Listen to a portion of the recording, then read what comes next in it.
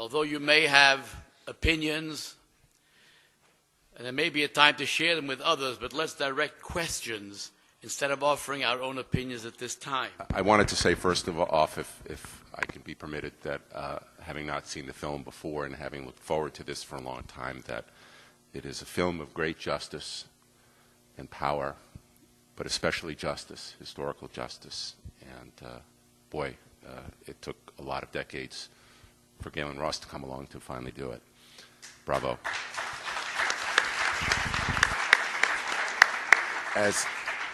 As I think about Kasztner, I'm reminded of something that my late mother told me, which was that one of the worst crimes that the Nazis committed was putting Jews in situations in which they had to make terrible, impossible choices. And I think Kasztner is a good example. There was only one way to save these people, and he and his compatriots took that one avenue, and when there was a limited number of people to save, someone had to put that list together. And the easy thing to do, the cowardly choice, would have been to say, well, let someone else do that. I am not to play God.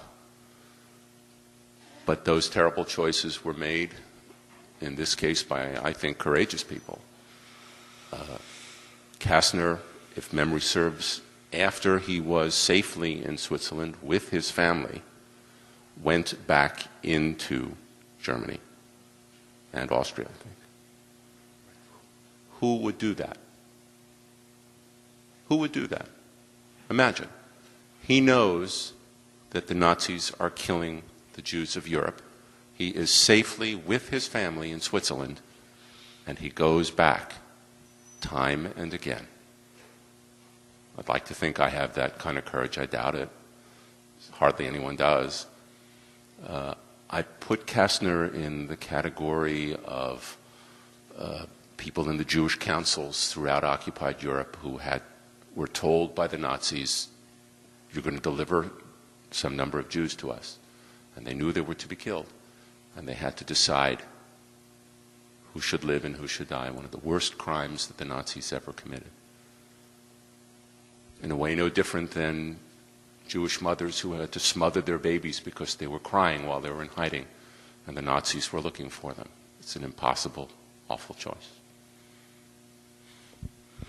But I think that's the heart of the film, is the difference in attitude and understanding of how Schindler and those who made the list, the Schindler's List, was understood and appreciated after the war, and Kasztner.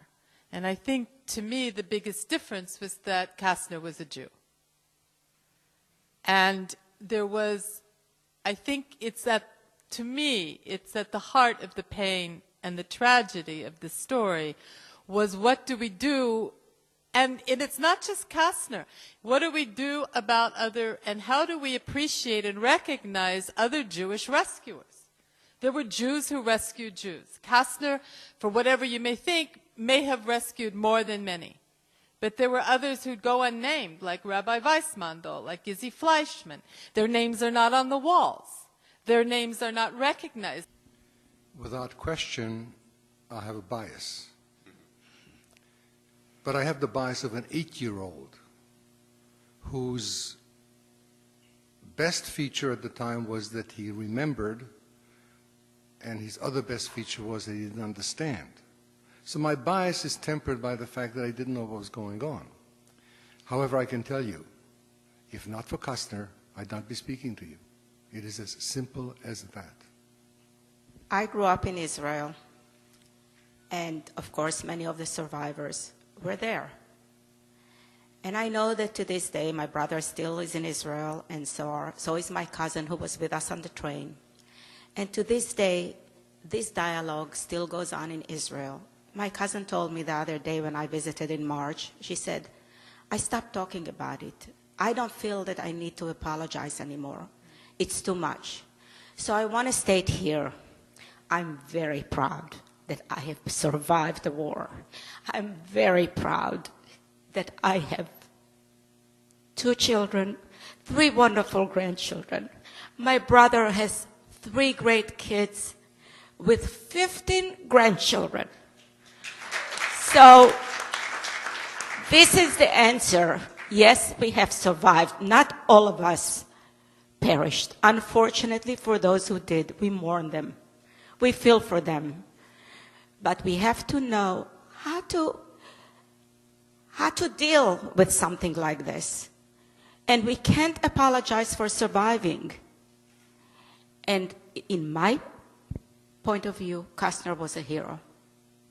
And thank to him that we are alive. I think in Israel it was a very, very different situation too, because as the Israeli survivors described, that the whole atmosphere was so poisonous and so frightening at that time.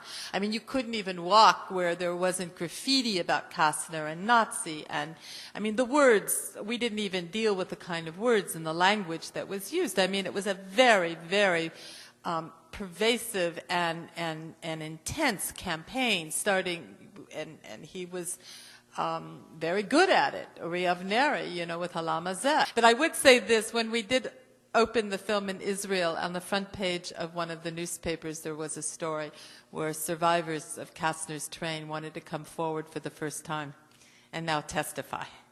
And so some of them were 85, some of them were 90, but they were told at the time of the trial either they were too afraid or they were told not to do it because their political party said this is not the kind of hero that we want to elevate. So. Was he able to do more for the people that were not lucky enough to get on the train? Was he able to give them warning? Yeah. Very quick comment. There's an accusation, and I'm just trying to shed some light on it, of if he was able to do something with 1,684 people on that train, why didn't he do it for 400,000? Ladies and gentlemen, just because I can lift this glass doesn't mean I can lift this building. To accuse somebody of not doing that which is an impossible thing to do is a fault in logic and a fault in any other approach. What was said here was very important about the state of denial. I mean, this, I think, and Eli, maybe you can talk too about, I mean, confirm that this was and Manny, the picture of the time. The Russians were at the border. Everybody thought that Hungary was going to be liberated, not in months, but in days. Nobody expected that what happened to the rest of European Jewry was going to happen to Hungarian Jewry. And so the level of denial was unbelievable. And also there was other things going on. The men were already gone. The men were already in labor camps. Who was left in the Hungarian Jewry but the women and the children and the elderly and the sick?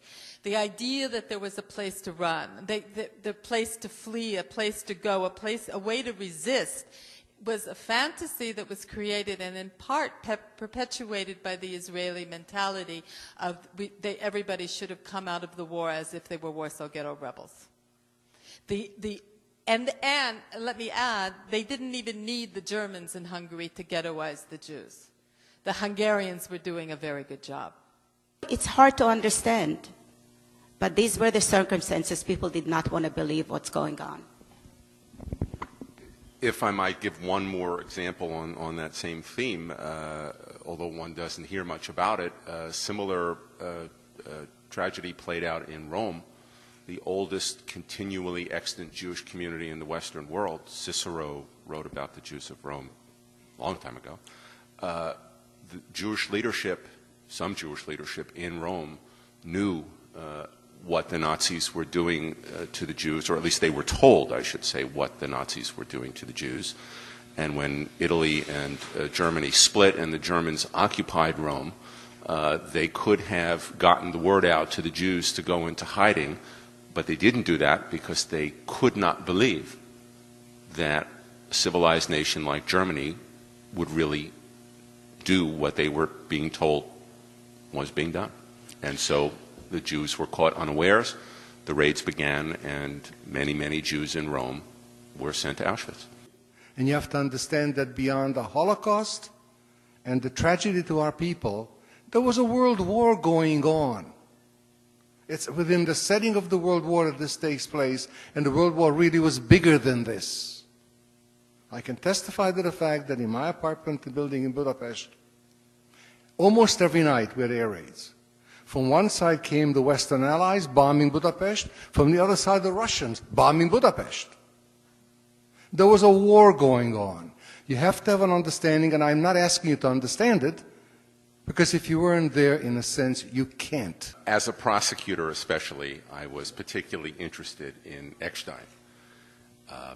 In fact, I think the film offers a tremendous window into the mind of an extremist and how an extremist organization pulls in adherents. In fact, we seriously should talk about the possibility of screening this at the FBI and the CIA. I think they could learn something. On that note, good night. Tomorrow morning,